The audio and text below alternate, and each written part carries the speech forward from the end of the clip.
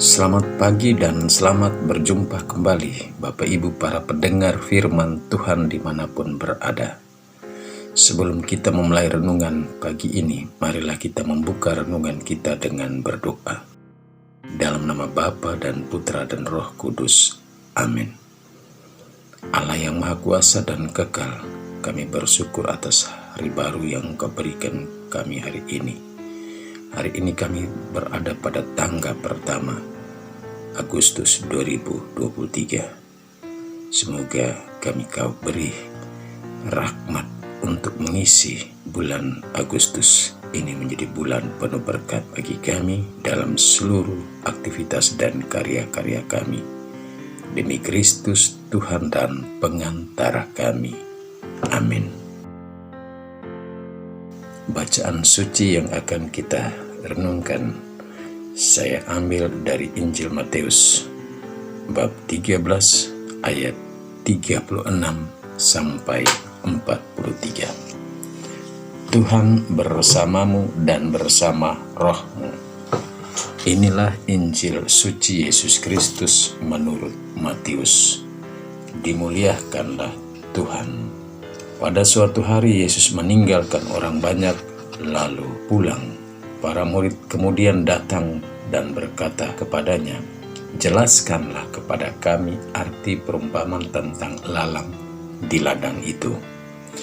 Yesus menjawab, "Orang yang menaburkan benih baik adalah Anak Manusia.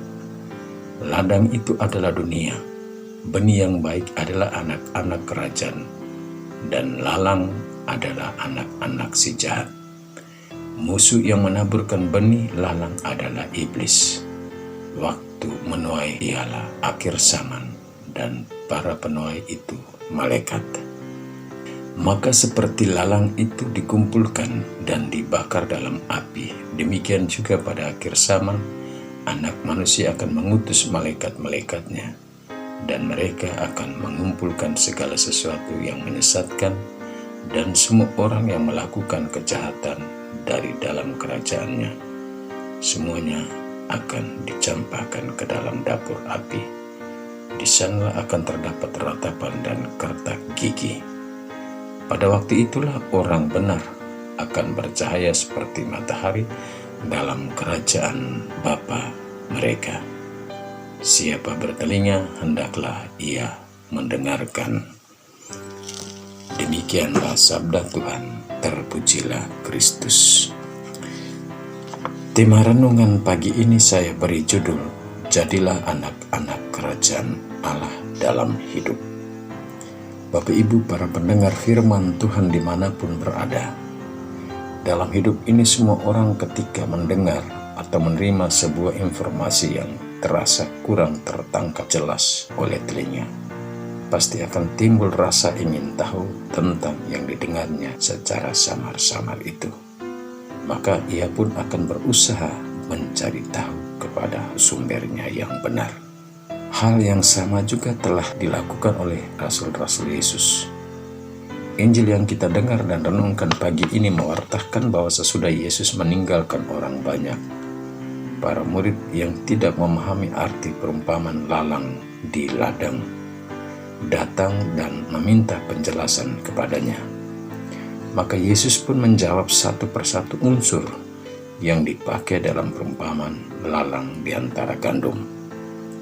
Bapak Ibu para pendengar firman Tuhan dimanapun berada, bagi saya perikop Matius bab 13 ayat 36 sampai 43 ini bukanlah firman yang baru kita dengar, tapi selalu kita dengar, kita baca, dan mungkin juga kita renungkan. Maka sesungguhnya kita telah mengerti arti dan maknanya. Tapi untuk menyegarkan ingatan kita dan semakin memperdalam pemahaman dan pengetahuan kita akan setiap kata atau term dalam suatu perumpamaan di dalam kitab suci yang Tuhan Yesus pakai dalam pewartaan tentang kerajaan Allah, saya coba mengutip penjelasan Yesus menjadi isi renungan kita pada pagi hari ini. Pertama, yang dimaksudkan dengan penabur benih baik adalah anak manusia.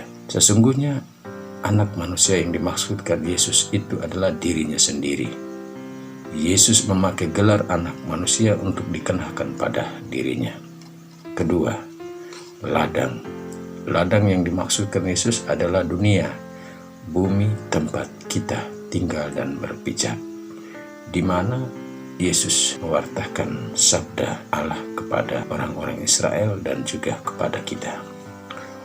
Benih baik adalah anak-anak kerajaan.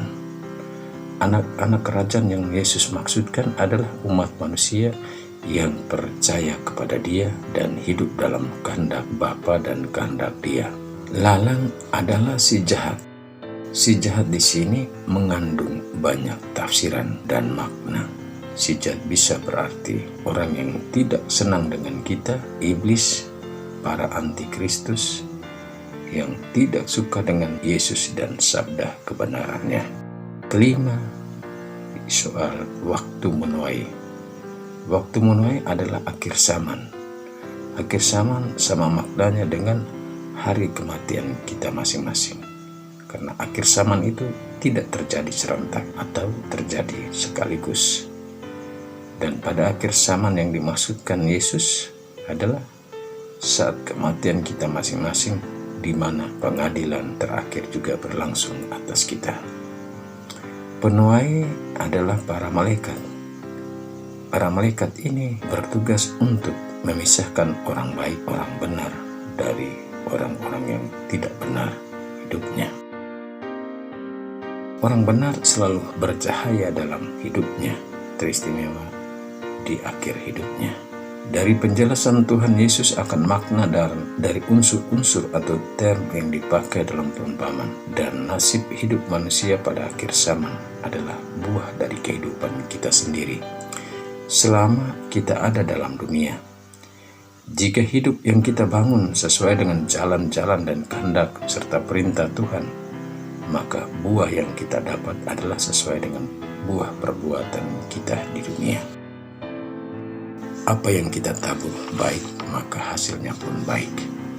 Tapi apa yang kita taburkan itu benih jahat atau ilalang, maka yang dihasilkan adalah kebinasaan dan bukan kebahagiaan.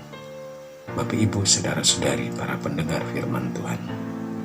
Tapi yang kita taburkan adalah benih lalang, maka yang kita dapat di akhir zaman atau hari kematian kita masing-masing adalah dicampakkan ke dalam dapur api, yaitu ketidakselamatan, kebinasaan, penderitaan, hidup dalam dunia kita yang baru. Bapak, Ibu, saudara-saudari, semoga sabda Tuhan yang kita renungkan pagi hari ini menjadi percikan bunga api kesadaran, agar kita bertobat bila sempat menjadi lalang bagi sesama, dan menjadi kesempatan untuk menata dan merawat hidup iman kita untuk selalu menjadi anak-anak kerajaan Allah selama kita masih di dalam dunia. Amin. Marilah berdoa. Ya Allah yang Maha Kuasa, saat ini kami akan berangkat menuju tempat-tempat kerja kami, atau kami akan melakukan pekerjaan-pekerjaan kami dari rumah-rumah kami. Kami mohon, utuslah Roh Kudus-Mu untuk menyertai kami, baik yang akan melakukan perjalanan menuju tempat-tempat kerja dan bekerja, juga yang tinggal di rumah dan akan melakukan aktivitas di rumah. Dan semua orang yang kami jumpai hari ini boleh menjadi berkat bagi kami di awal bulan ini. Demi Kristus Tuhan dan pengantara kami. Amin. Marilah kita mohon berkat Tuhan. Tuhan bersamamu dan bersama rohmu. Semoga kita sekalian, semua orang yang kita doakan, yang kita janjikan doa, yang mengharapkan doa-doa dari kita, perjalanan kita menuju tempat-tempat kerja kita, dan juga kita yang tinggal di rumah dengan segala aktivitas kita, orang-orang yang kita jumpai hari ini, baik di perjalanan menuju tempat kerja, dan juga yang bekerja bersama kita, baik di kantor, di perusahaan, di rumah-rumah, dan semua mereka yang kita doakan dinaungi, dilindungi, dibimbing, dan diberkati oleh Allah yang Maha Kuasa, Bapa, Putra, dan Roh Kudus. Amin. Selamat beraktivitas, Tuhan memberkati.